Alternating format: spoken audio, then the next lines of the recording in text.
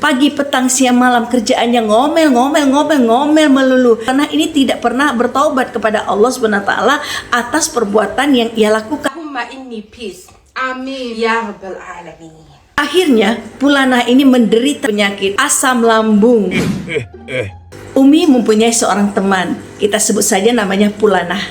Pulana ini dari ia gadis sampai dia berumah tangga memang bicaranya itu seperti orang ngomel. Jadi apapun yang dikerjakannya itu mengomel terus. Pagi, petang, siang, malam kerjaannya ngomel melulu.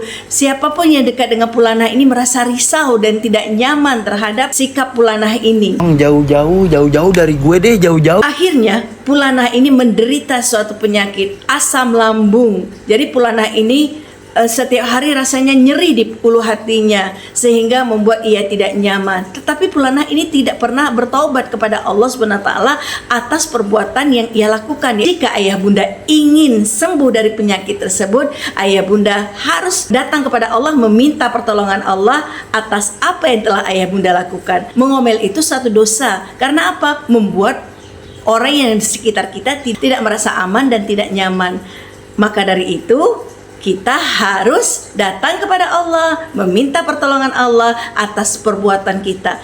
Orang yang mengomel itu dimasuki jin. Jinnya sama dengan karakter orang tersebut. Orang itu pengomel, jin yang masuk juga jin pengomel. Akhirnya klop timbullah penyakit ulu hati. Penyakit ulu hati akhirnya sering mual, ingin muntah,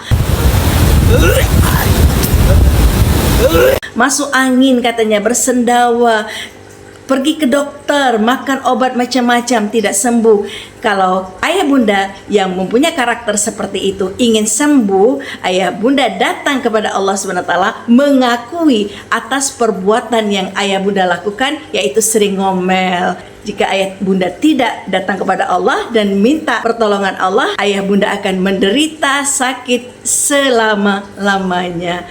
Apakah ayah bunda ingin sakit selama-lamanya? Kalau Umi tidak mau, karena Ustadz Danu mengatakan bahwasanya penyakit itu adalah siksa kecil di dunia. Kecil saja kita sudah merasa sakit, apalagi di akhirat kelak itu adalah siksa yang besar. Maka dari itu lekas-lekaslah ayah bunda mengakui segala kesalahan. Mengakui kesalahan adalah salah satu ciri-ciri orang yang ingin mendekatkan diri kepada Allah dan ingin meningkatkan iman dan takwa kepada Allah SWT. Amin ya rabbal alamin.